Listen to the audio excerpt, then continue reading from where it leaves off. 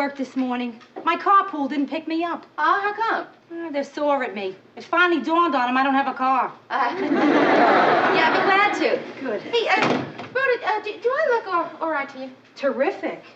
Really? Oh, yeah. That's some color. Yeah, good. All right, dress, you are no longer returnable. You are mine, all mine. I never knew anyone to buy a brand new dress for a Wednesday morning. Well, I just want to make an impression on somebody. Really? Yes. Great. Tell me all about him. Well, he's got a terrific sense of humor and a great personality. Hey, that's how people describe me. He can't be too great. What does he look like? He also happens to be very good looking, slightly gray. Slightly gray. Where? His face? His suit? Around temples. Has he got a name? His name is Paul Arnell. Hey, well, you've met his brother, Howard Arnell. Remember I dated him a couple of times? Oh, that Howard, yes. Mm-hmm. But don't worry, Paul is nothing like Howard. I mean, I don't think Paul even owns a tie that lights up in the dark. Well, how did you meet Paul? I mean, did Howard introduce you to him? No, we're doing a series of interviews with Congressman Styron, and Paul writes his speeches, so we've met a couple of times, and he's coming by the office today, so... Yeah. Has he asked you out or anything? Well, he did once. I couldn't make it. I told him I was doing something. So tell him you've stopped doing it. Hello? Who? Oh, hi, Howard. Howard Arnell? Yeah, I did. I bumped into Paul the other day. Well, I don't remember giving him any message. Oh, unless you mean I told him to be sure and say hi to Howard. And you're just calling to say hi right back. Well, hi. Listen, Howard, I've got to run. I've got some guests here. Yes, a few people just dropped in. Oh, I don't know. I guess they'll be here a couple of hours anyway. You what? You'll hold. Oh, yes, of course. I knew you were just kidding, Howard. I knew that. Listen, I really have to go. No, all right, I won't take any wooden nickels. Yes, I'll be sure to say hi to Paul when I see him. Right, good talking to you, too. Mary. Bye-bye, Howard. Quick, before he calls again.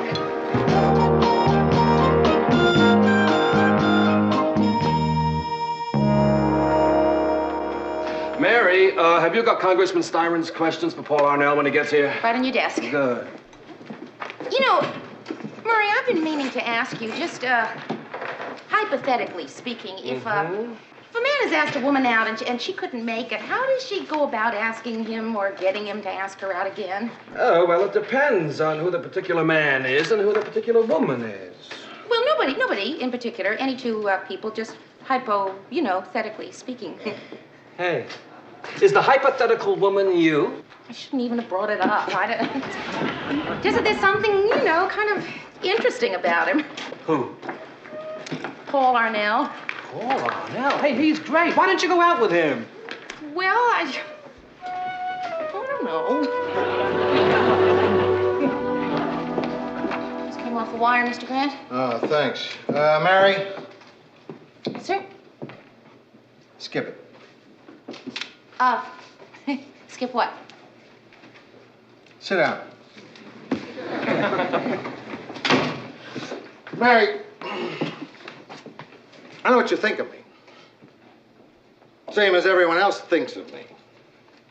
All business, no time for sentiment. Tough, Lou Grant.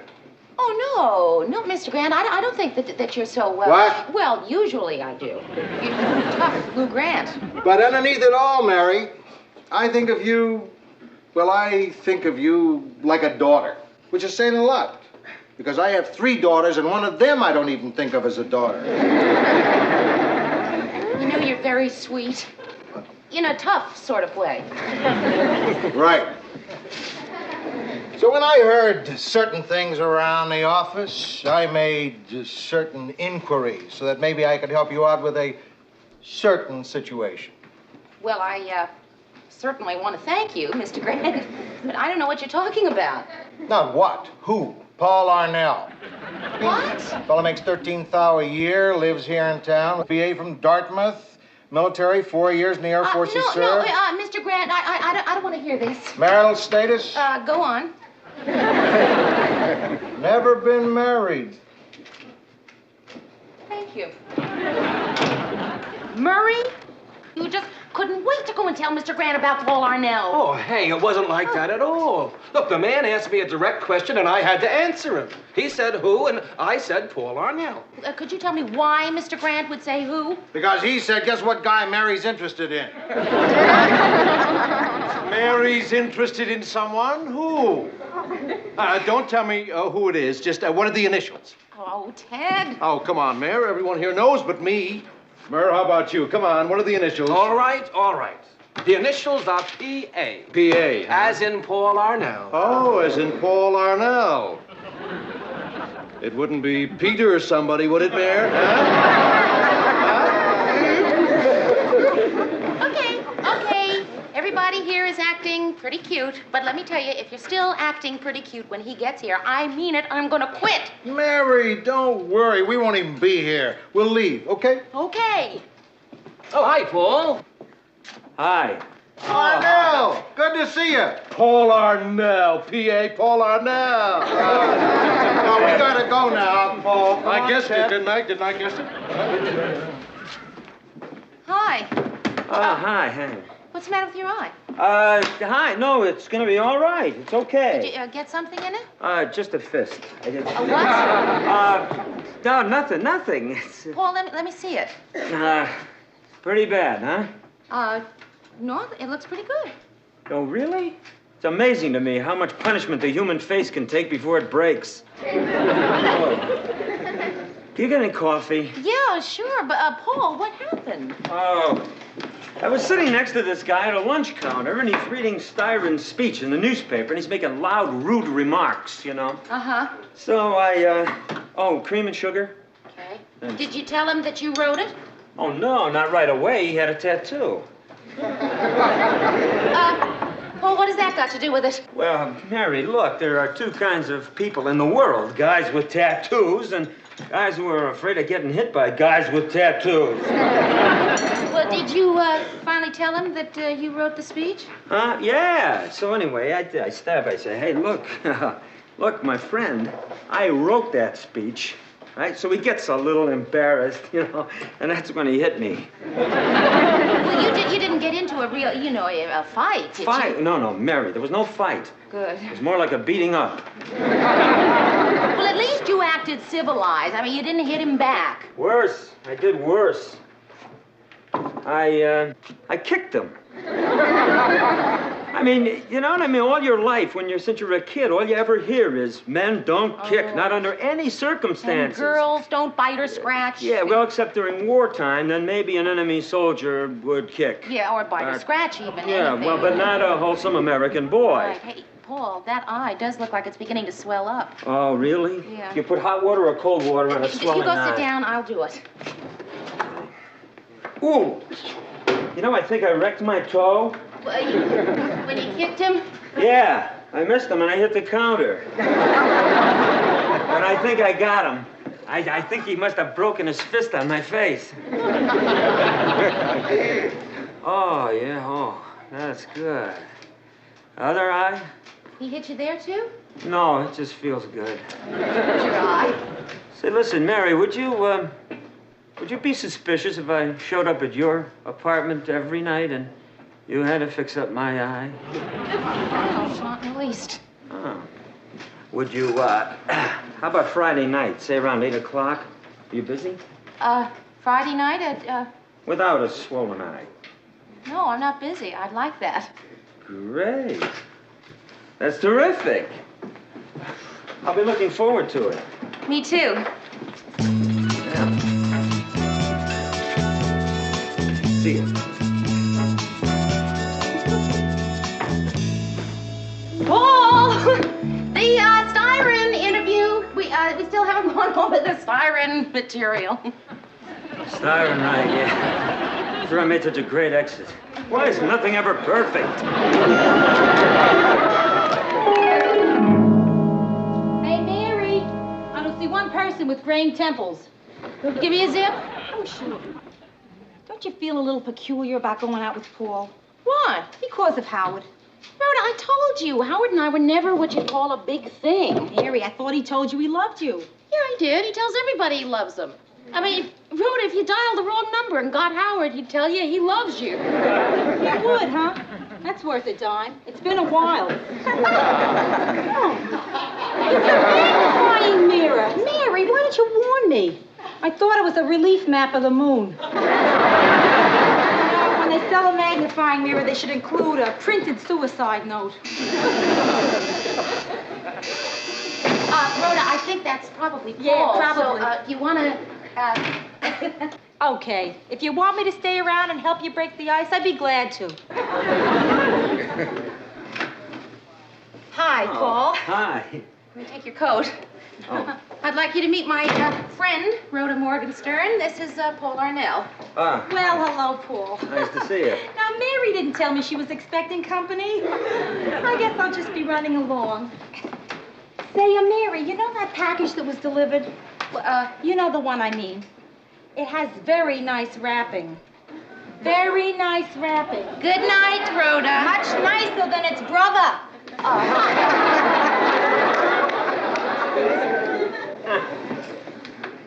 Hello. Hello. I was going to bring you something, but I couldn't decide what. What do you mean, like candy? Or gum, I don't know. Something kind of first date-like. Look, I'll tell you the truth, Mary. I hate first dates. Oh, Paul, me too. I hate them. That's So would you like to sit down? There. Sorry. The first date craziness. Right. Sit down. Thanks. Say, Mary, do you remember when I was beaten up and I came to your office the other day? Yeah. Well, why don't we call that our first date, and then we can call this our second date? Terrific. I Oh. love that idea. Good.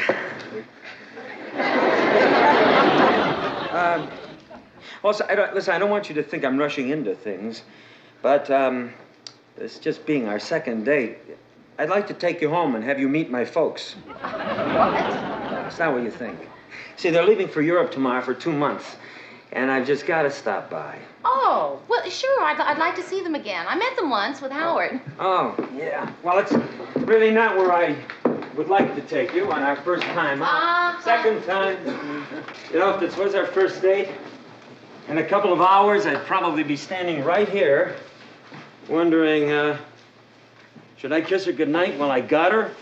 Or should I just wait, take a chance? Maybe she'll invite me in. You know what I mean? All that stupid I stuff. know. Like, should I let him know that I wouldn't mind if he kissed me goodnight? Or then would he think that I was, well, you know. Mary, just to get it out of the way. I want you to know, Mary, that I still respect you.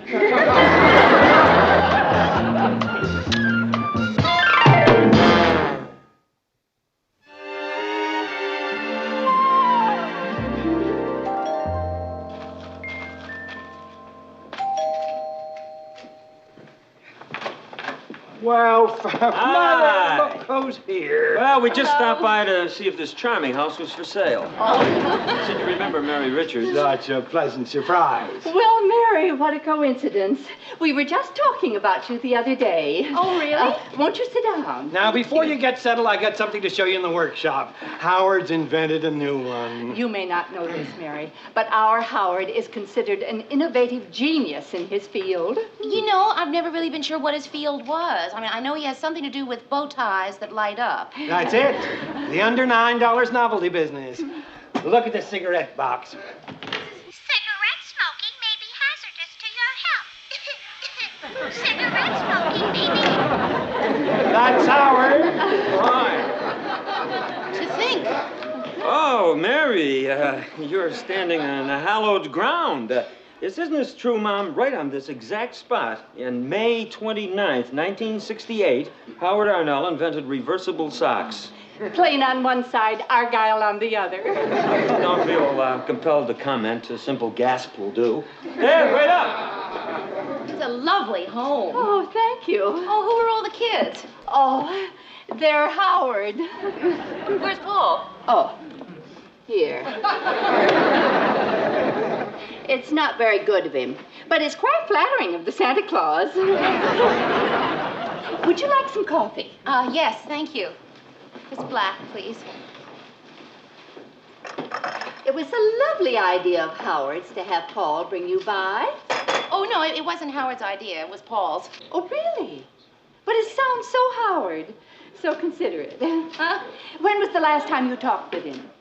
With Howard, just a couple of days ago, as a matter of fact. How did he sound? Well, he sounded like Howard. What a lovely thing to say. Let me tell you, Mary, all we hear from our boy 24 hours a day is marry this and marry that. Really? Mm-hmm. His father said to me, when are Howard and Mary going to tie the knot? But I said, well, that's up to Mary. After all, she's Howard's girl. Very funny, Paul. I show him Howard's new musical razor that's already sold over 500 gross. All they can say is very cute, but does it play Melancholy Baby? Come on, Dad. Yeah, so I made a joke. I mean, I think it's great that they're selling. He made a joke. Sure, he made a joke. That's why he wouldn't go in business with me, because the whole thing is one big joke. Ha ha.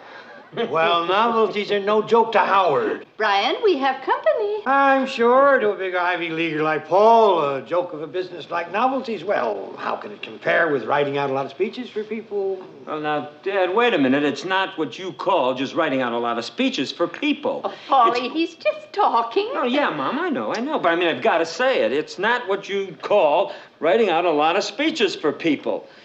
It's trying to get the thoughts of a very dedicated and concerned man down on paper. Did you read Styron's last speech? His last speech? No, he didn't. Well, you should have.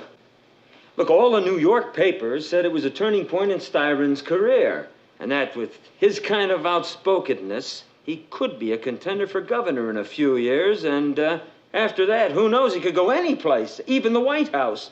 Maybe even the White House, Dad. So when I'm writing for Styron, that's what I'm writing about. Well, as long as you're keeping busy. Well, it's good to be home.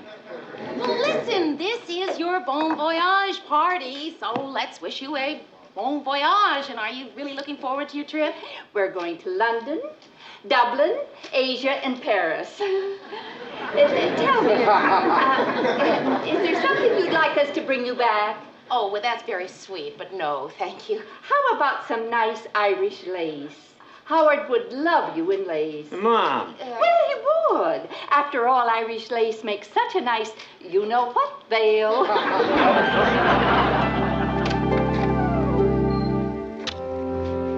Well, thank you, Paul. I had a really great, time. Oh, sure. You had such a great time. You're home at 9:30. If you would have had any more of a great time, you could have been home by 8:30. Now, Mary, I'll tell you, they're just weird on the subject of Howard. You know, that talk about you and Howard, I should have said something. No, I should have said something. It's just that it's a little difficult to tell a woman you're not interested in her son when you're staring into practically a shrine of his baby pictures. Would you like some coffee? No, thanks, Mary, no. I tell you, I'm going back to the house. What, now? Yes, right now. Those two people are leaving for Europe tomorrow for 2 months. Now, I don't want them spending another 60 days thinking you're Howard's girl. Do you want to come with me? Well, I don't know. I think I'd probably feel a little funny. Well, okay, if you feel funny, but I've got to go back there. He walks up the stairs to the door, hoping she'll follow. He looks back. She gave him an encouraging smile. Then she made a decision. She's going with him. And a moment later, she's there by his side. Taking his arm, she turned out the lights. And they walked wordlessly into the night.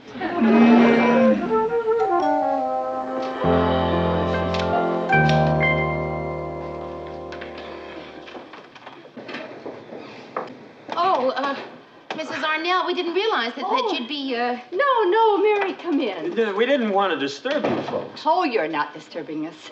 We were sort of hoping you'd pop back, weren't we, Brian? What do you mean, tonight? I don't know how to start here. Yes, I do. Listen, Mom, Mary is my date. She's not Howard's girl. Does Howard know this? Mrs. Arnell, you know, I went out with Howard exactly 3 times. He asked me out a 4th time, which was about 11 months ago, and I said no. Are you trying to tell me that your plans for the marriage are off? Yeah, I think I could safely say that the plans for the marriage are off. Well, as long as you're here, you may as well sit down. So, Mom, what are you, looking in slides, huh? I don't know. Oh, yeah. Yes, you were. You were looking at slides. So, Dad, where'd you get all these viewer things? Howard got a deal on him, so he's trying to work him into something musical. Hey, there's a nice shot. That's Dublin. I thought that you two had never been to Europe, Mrs. Arnell. Mr. Arnell, I thought you two had never been to Europe. We haven't. These are places we're going to visit. So we'll recognize them when we get there. Come on, Mother. Look at slides. It's getting late. Okay, here we go. Viewers up, everybody. Everybody click to number 1. Everybody got number 1? Yeah. Good. Gee, this certainly is beautiful. Where is it? Looks like Disneyland. No, Dad. It's the Kremlin. Well, we're not going there. Number 2. Everybody click to number 2. You can click all you want, but I'm not going. You're not what? I'm not going to Europe, Brian. That's all, period. What are you, crazy, Mom? What do you mean you're not going? She's going. Click to number 3, everybody. Number 3. Click, click, click, Brian, but I'm not leaving my 2 sons alone in America with that. Well, I'm just not leaving my 2 sons alone in America. Oh, Mom. Mrs. Arnell. I don't want to discuss it. No, Mrs. Arnell, really. I mean, I don't have any designs on your sons. I mean, Howard and I never did have any kind of relationship, and Paul and I are just on our first date, so, we don't even know how we feel about each other, so go. Wrong. Speak for yourself. I know how I feel about you. I'm crazy about her. 4. Everybody click to number 4. That's a nice clear shot, isn't it? That's Paris. Wait for me, Brian. Let me catch up. All right. Now, this thing here, of course, is your Eiffel Tower. Wouldn't Howard love to see this? I miss him already. Well, maybe you could take him with you. 7. Everybody, let's click right on to 7. Everybody got number 7? Yep.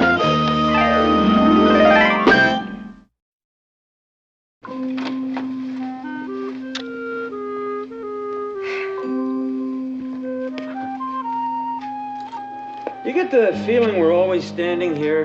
Yeah, well, sort of, yes. Well, here we are. Do I come in? Do I say goodnight? Do I talk a lot to cover my self-consciousness? Why don't we discuss it inside? Well, tomorrow morning, 8 a.m., the folks are off. You think your mother's ever going to recover? Recover? What if she sees her present? Well, what'd you get her? Howard. I bought him a ticket.